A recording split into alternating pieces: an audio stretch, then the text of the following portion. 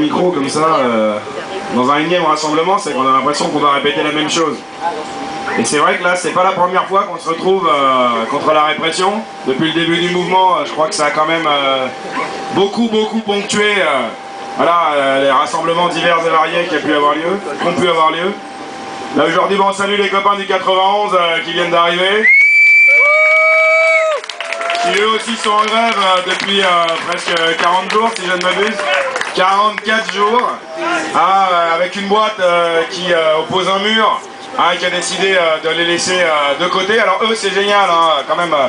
Leur organisation consiste évidemment en des suppressions de postes, mais en un truc nouveau qui s'appelle la sacoche. Alors je sais pas s'ils ont abandonné, mais je crois que pour l'instant ils ont abandonné. Alors la sacoche, l'idée, puisque là ils ont abandonné au cours de la grève, c'est quand même qu'il n'y ait plus de bureau de poste. Les facteurs, ils arrivent, on leur donne du courrier, tu vas distribuer et puis éventuellement on te donne une autre sacoche. Mais ça veut dire qu'à aucun moment tu te retrouves plus entre collègues. Donc ça c'est les organisations innovantes, comme disent nos petits camarades patrons. Ça veut dire que là le collectif, même au travail, il disparaît. Donc évidemment, ce dont parlait Thierry tout à l'heure, à savoir la question sociale, la question de l'organisation de la riposte, elle se complique quand tu croises pas tes collègues, quoi. Donc et ça c'est évidemment un des objectifs de la Poste. Là on a quand même 3 grèves qui sont gérées de la même façon par la boîte. Et elles sont gérées à la barbare. Là c'est Attila qu'on a en face de nous là. Ils ont envie de faire table rase de tout ce qui existe en termes de résistance. Ce qu'on voit aujourd'hui là, c'est quand même le délire. Là on a quand même une tripotée de flics qui ont bougé le premier Barnum parce qu'ils avaient peur qu'on envahisse le commissariat. Donc ça veut dire concrètement qu'il y a des gens, et la Poste, qui fait circuler quand même un certain nombre d'inepties dans tous les circuits, où on nous fait passer pour des fous. Là, chaque patron pense qu'on en a pendu un autre. Et chaque flic pense sans doute que notre objectif de la journée, alors que là, on est en soutien aux camarades qui risquent de se retrouver en garde à vue, et sans doute d'aller attraper le commissaire du coin, là, pour lui faire je ne sais quoi. Donc ça fait quand même partie du délire ambiant. Et la réaction là, de la Poste, en réalité, c'est la réaction du gouvernement. Là, souvent, on dit que c'est des glissements. Voilà, on peut faire des glissements politiques, mais la vérité, c'est qu'on s'est adressé à tous les pouvoirs publics, aux préfectures, au ministère, Montebourg en l'occurrence, qui est notre ministre de tutelle. On a été au ministère du Travail avec les intermittents, mais pas seulement avec les intermittents. On a saisi dès qu'on pouvait ceux qui sont censés représenter l'autorité publique. Et la vérité, c'est que ceux-là, aujourd'hui, ils ont fait le choix de soutenir la Poste. Ils ont fait le choix de casser le mouvement social. Ils répondent de la même façon à la Poste qu'aux intermittents, où ils passent en force, ou que face aux cheminots, où ils passent encore une fois en force.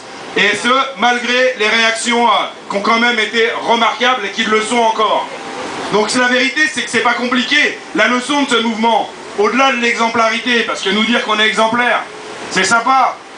Mais l'exemplarité, voilà, il faudrait qu'elle donne quelque chose un jour. Nous, ce qu'on a essayé de ce point de vue-là, on est un peu particulier dans le champ social. Et je dis on n'est pas tout seul.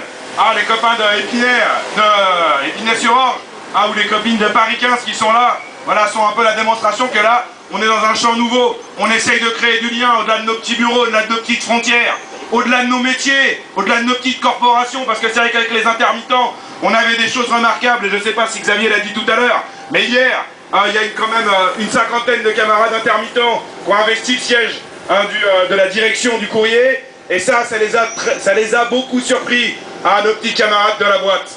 Parce que voir investir une direction nationale par une autre corporation, d'autres métiers, ça c'est symbolique à plus d'un titre, et c'est pas que symbolique, c'est l'avenir. C'est comme ça qu'un jour, on arrivera enfin à leur mettre dans les dents. Parce que si on laisse faire, on va se faire manger un par un sur tous les terrains. Et s'il faut retenir quelque chose de cette grève, même si elle n'est pas terminée, on espère qu'à un moment elle va se terminer. Et notre problème essentiel aujourd'hui, c'est la répression. Si un jour, on arrive à faire en sorte que cette grève s'arrête, l'exemple qu'il faudra donner, qu'il faudra retenir, c'est voilà, on a réussi à créer des convergences, et ces convergences, elles portent l'avenir. Alors aujourd'hui, évidemment, on n'est pas là pour construire seulement la convergence. D'ailleurs, c'est pas l'essentiel du sujet. Malheureusement, c'est la répression. Parce que les boîtes et le gouvernement, la boîte, la Poste, le gouvernement, les pouvoirs publics, eux, ils convergent. Et ils convergent pour casser les grévistes. Ils convergent là aujourd'hui pour convoquer 3 camarades. On sait qu'il y en a qui risquent encore de se retrouver en garde à vue pour une histoire minable, ou des vigiles privés qui sont intervenus sur un mouvement social, ont bousculé des grévistes, se sont interposés entre la gréviste et la direction et ont été pleurés qu'on leur avait abîmé leurs chaussures. Parce que c'est ça dans leur plainte. Il y en a un qui a été obligé de racheter les chaussures, il paraît. C'est la seule plainte réelle, voilà, qu'on ait. Il y a un jour ou deux d'ITT. Et une dame qui nous a expliqué qu'elle avait été traumatisée et malmenée, qu'on a vu gambader tous les jours qu'on suivit et qu'il y avait une minerve un mois après les faits. Donc bon, aujourd'hui si on est là, c'est d'abord pour soutenir Brahim, Gaël et Momo qui sont en face de se retrouver à nouveau au commissariat en face de ces gens qui n'ont pas peur des moyens pour nous cogner. Donc voilà, je vais leur laisser la parole et je leur dis à tous solidarité à ceux qui veulent réprimer les postiers.